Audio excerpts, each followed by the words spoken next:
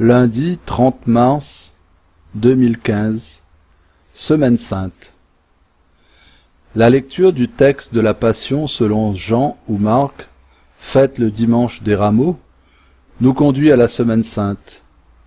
Nous méditons dans le silence de nos cœurs l'arrestation de Jésus à Gethsémani, son procès devant les autorités religieuses et civiles, sa condamnation, la montée douloureuse jusqu'au Golgotha, sa crucifixion, ses dernières paroles sur la croix, sa mort et sa mise au tombeau. L'Église invite le croyant à vivre pleinement la Semaine sainte unie au Christ.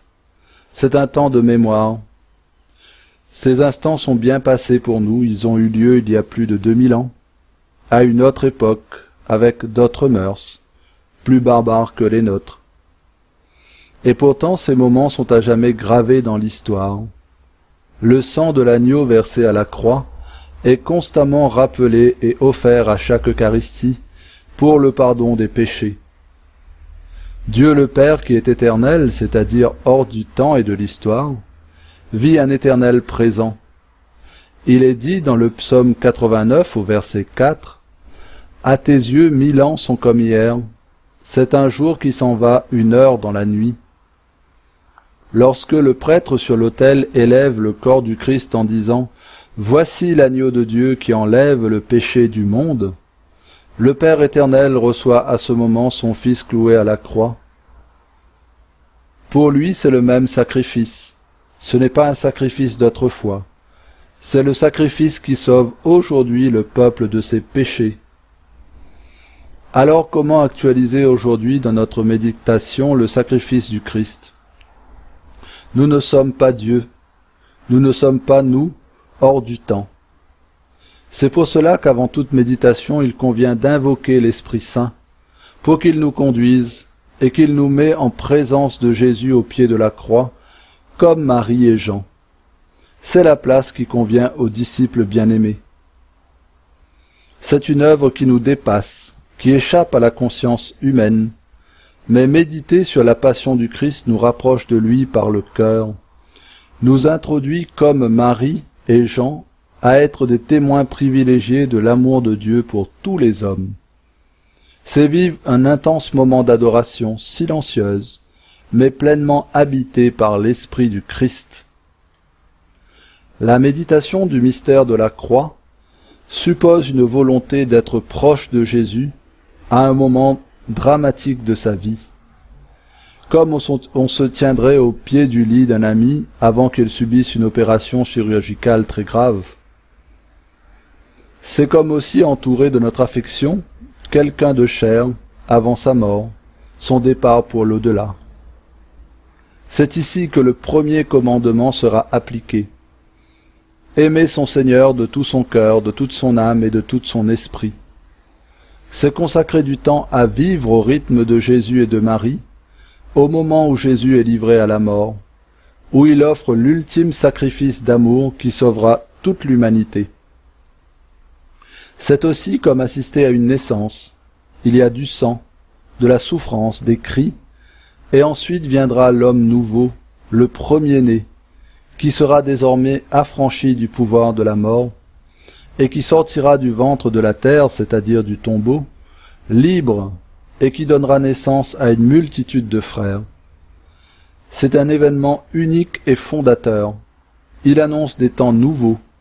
Le monde ancien sous la domination du mal s'en est allé, vaincu à la croix, il laisse place à un monde placé sous la domination de l'agneau, victorieux de la mort. La croix peut être aussi vue comme la naissance de l'Église. Jésus accouche dans la souffrance, et son cœur ouvert laisse échapper son amour, c'est-à-dire l'Esprit Saint, l'eau et le sang qui se répand sur notre monde.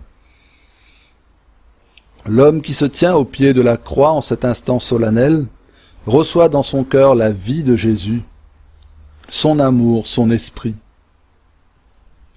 Mystérieusement, dans le silence, la vie divine se répand en lui. Il s'opère en lui une transformation qui le dépasse, mais à laquelle il est invité à croire. C'est comme un nouveau-né. Il est confié aux bras maternels de Marie, qui aura la charge de veiller sur lui. Cette nouvelle naissance de l'homme, c'est le baptême dans la mort et la résurrection de Jésus. La méditation de la croix nous renvoie à notre naissance divine, le moment où nous sommes devenus fils de Dieu à l'image du Fils unique. Ne séparons jamais le vendredi saint du dimanche de Pâques. Après la passion vient la résurrection. Si notre méditation se borne juste à la mort de Jésus, nous risquons de sombrer dans le dolorisme, et nous ne verrons pas l'essentiel, c'est-à-dire l'amour de Dieu pour l'homme manifesté à la croix, l'ultime expression de l'amour du Père. Car Dieu a tant aimé le monde qu'il nous a donné son Fils unique, afin que quiconque croit en lui ne périsse point, mais qu'il ait la vie éternelle. Jean 3, verset 16. La croix est notre espérance et notre force. Elle nous rappelle qui est Dieu et combien il nous aime, en faisant de nous ses fils. Désormais purifiés par le sang divin, nous nous tenons avec assurance devant le Père, pour lui offrir toute notre vie en sacrifice d'action de grâce. C'est cela, nous dit saint Paul, l'adoration véritable. Prions. Seigneur notre Dieu, tu nous as tout donné en nous donnant ton Fils unique.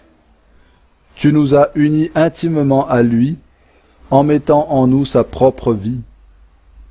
Désormais, lorsque tu poseras ton regard sur nous, c'est les traits de ton Fils que tu verras. Accorde-nous une plus grande communion à sa passion et à sa résurrection, une vie tout donnée à Jésus, la grâce de marcher chaque jour avec lui, pour que nous puissions, comme saint Paul, affirmer « Ce n'est plus moi qui vis, c'est Christ qui vit en moi ».